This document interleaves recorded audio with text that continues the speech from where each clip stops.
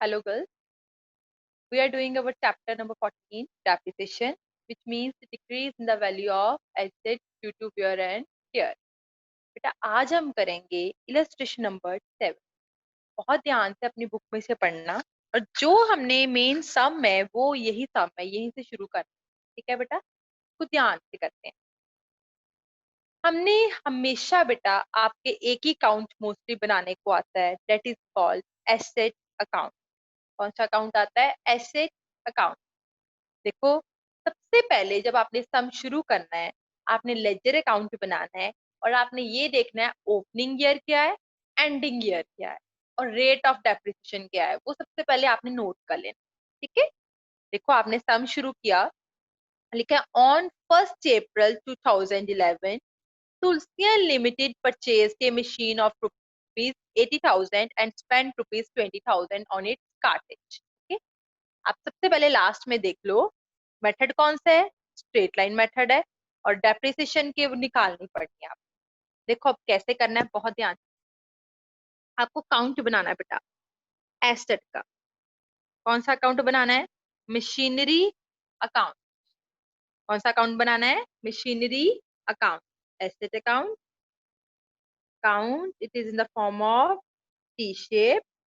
Left side is known as debit side and right side is known as credit side. आपने लिखना है बस 3 column, date,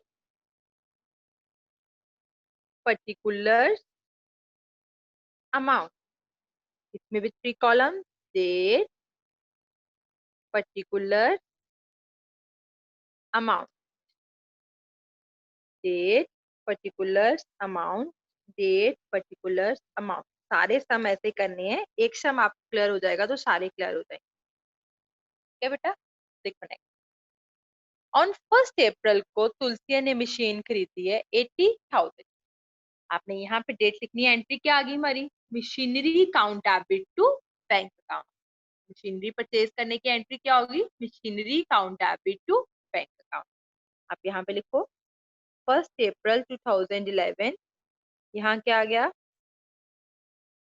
to bank account. Machinery account debit to bank account. कितने की खरीदी है आपने? 80,000 प्लस 20,000 उसके ऊपर कार्टेज लगाया, तो मशीन आपकी कितने की होगी? 1 लाख। कितने की होगी machine? 1 lakh. Clear? Machinery to bank, यहाँ पे आ गया 1 लाख। क्लियर हो गया?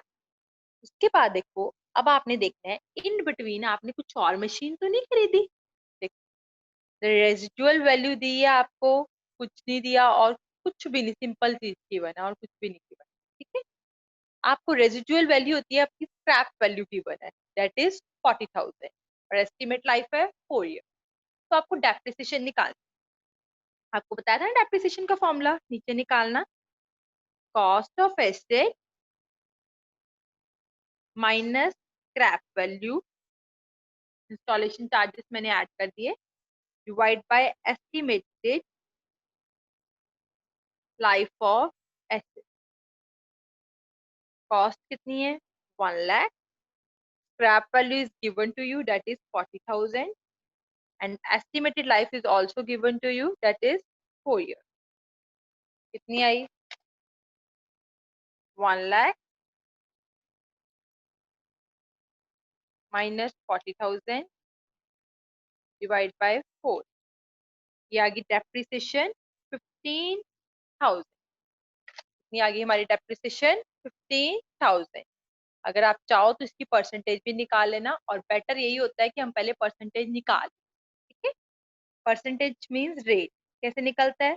Annual depreciation upon cost of asset into 100। कितना आएगा? 15,000 ओवर 1 लाख इंटू 100। हमें परसेंटेज गिवन नहीं थी, हमने निकाल ली। ये कितनी आई? 15% पर एनम।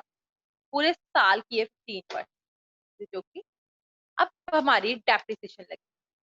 डेप्रिसिएशन कब लगती है? Eight the end of the year. मैंने आपको बताया था डेप्रिसिएशन लगती है eight the end of the year.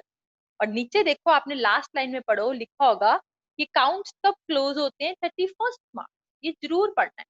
कि 31 मार्च को क्लोज हो रहे हैं, 31 दिसंबर को क्लोज हो रहे हैं। अब कब क्लोज हो रहे हैं? 31 मार्च। देखो आपकी एंट्री क्या बनेगी, डेप्रिसिएशन टू एसेट, ये बनेगी ना। तो एसेट अकाउंट आप बना रहे हो मशीनरी का, इसके ऑपोजिट क्या आ गया? बाय डेप्रिसिएशन अकाउंट, यहाँ पे आएगा। वही 2-4 एंट्रीज होनी है, आपको क्लियर हो जाएगा। खरीदी है to bank, depreciation credit side. कब लगी? At the end of the year. 1 अप्रैल को खरीदी थी 2011 को। एंड ऑफ द ईयर क्या है? 31 मार्च 2012। 31 मार्च 2012। डेप्रिसिएशन कितनी आएगी? 15%।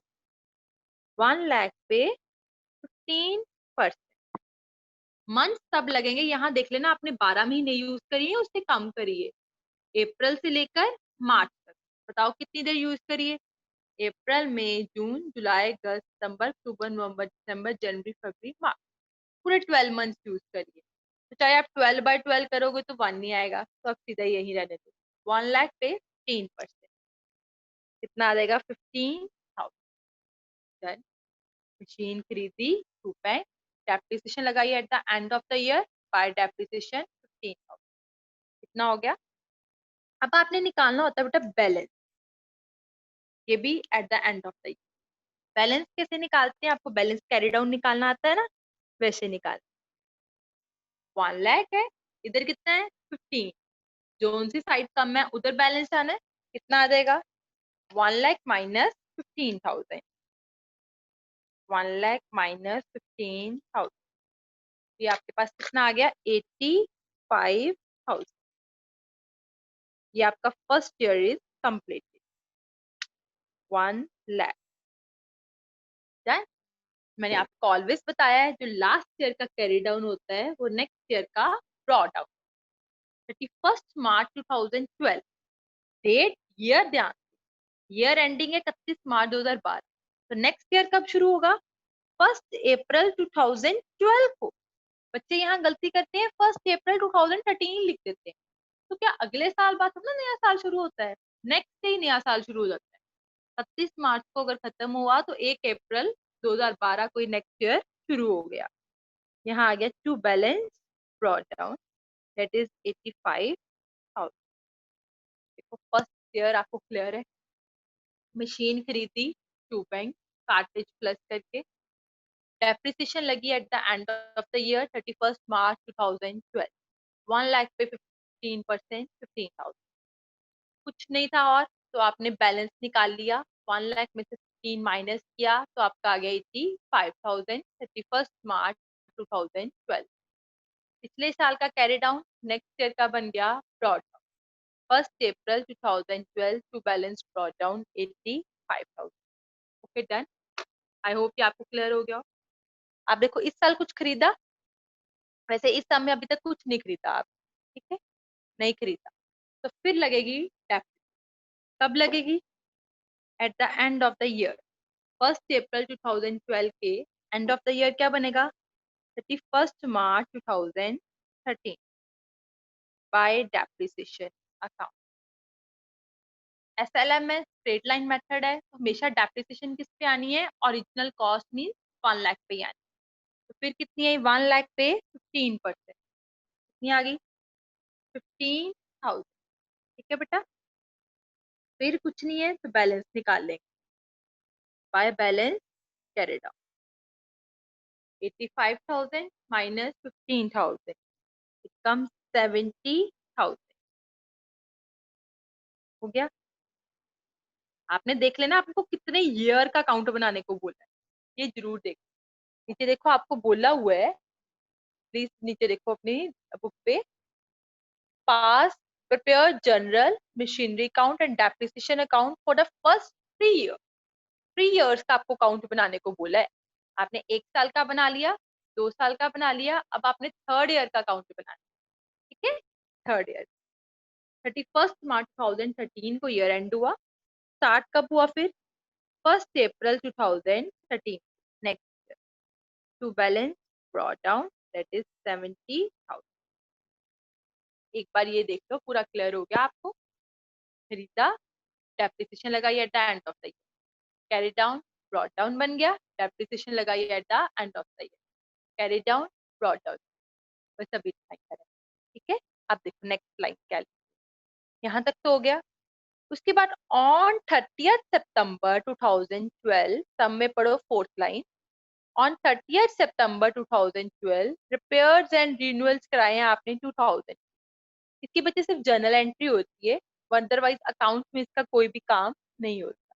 ठीक है, रिपेयर्स एंड रिन्यूअल्स कितने के करवाए हैं आपने, 2000 के आपने रिपेयर कराए।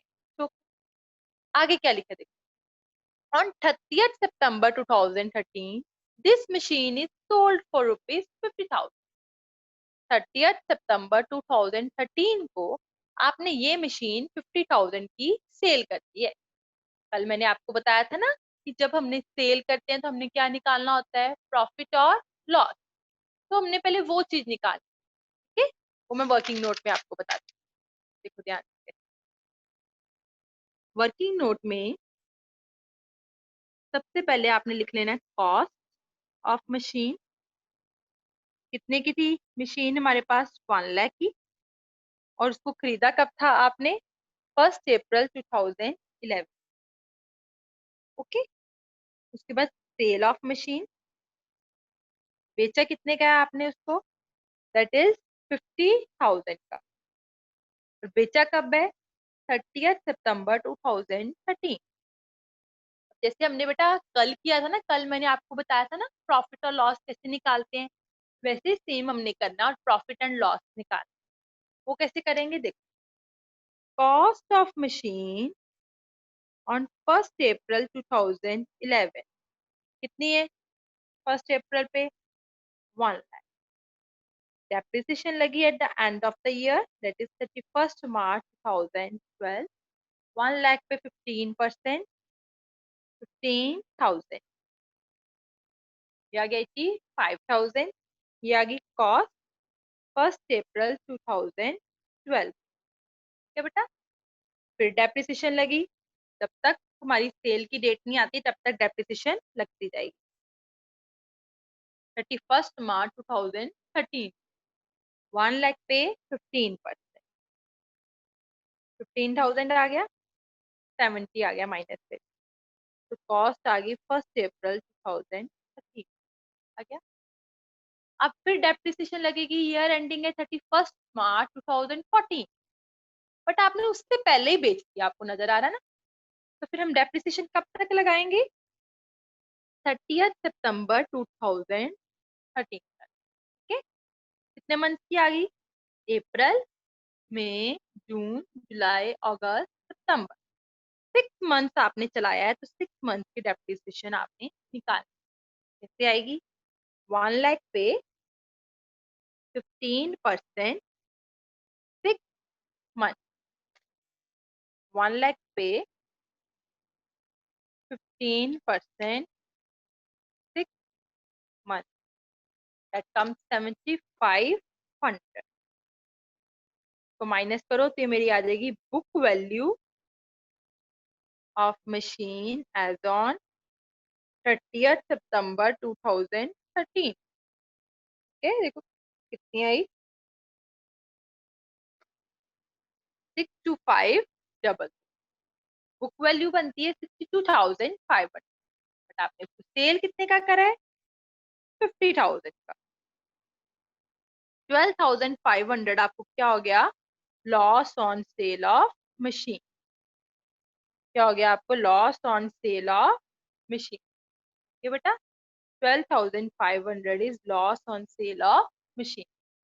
62,500 कॉस्ट थी और आपने इसको 50,000 का सेल कर दिया, 12,500 is loss on sale of machine. ये हमने कल ही निकाला। अब मैं आपको एंट्री बताती हूँ, याद रखना, जब भी आप मशीन बेटा सोल्ड करते हो ना, उसकी 3 एंट्रीज आती, एक आती है एसेट सोल्ड की, कि उसको कितने का बेचा, एक आती है डेप्रिसिएशन की, उसको अगर चलाया इस साल तो कितना चलाया, एक आती है प्रॉफिट की या लॉस। 3 एंट्रीज, जब भी मशीन सोल्ड करनी है तो आपने 3 एंट्रीज करनी, कितने का बेचा, कितनी इस साल डेप्रिसिएशन लगी, कितना प्रॉफिट हुआ या लॉस। फिर दोबारा बता रही हूँ, कितने का बेचा, कितनी डेप्रिसिएशन लगी, आपको प्रॉफिट हुआ या लॉस। तीन चीजें आपने डालनी। ठीक है, वो कैसे डालनी है अकाउंट में मैं आपको बताती हूँ।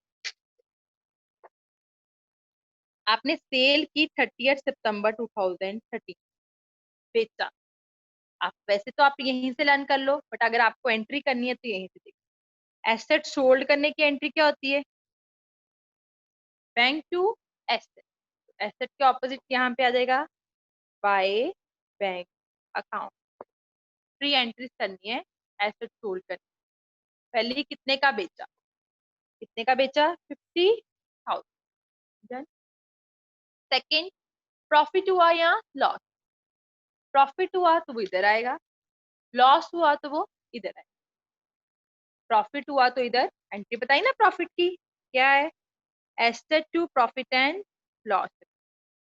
तो एसेट के ऑपोजिट क्या आ जाएगा, टू प्रॉफिट एंड लॉस। ठीक, लॉस की क्या है, profit and loss to asset. तो एसेट के ऑपोजिट क्या आ जाएगा, बाय प्रॉफिट एंड लॉस। यहाँ आ जाएगा by profit and loss. Then कितने का लॉस, लॉस हुआ है ना आपको, कितने का लॉस हुआ है 12,500। ओके, अब आपने देखना है जो आपने मशीन सोल्ड करी है उसको इस साल चलाया है। देखो आपको ना थ्री एंट्रीज डालनी है, पहले एसेट सोल्ड की होगी, प्रॉफिट की होगी, लास्ट एंट्रीज ऑफ डेप्रिसिएशन।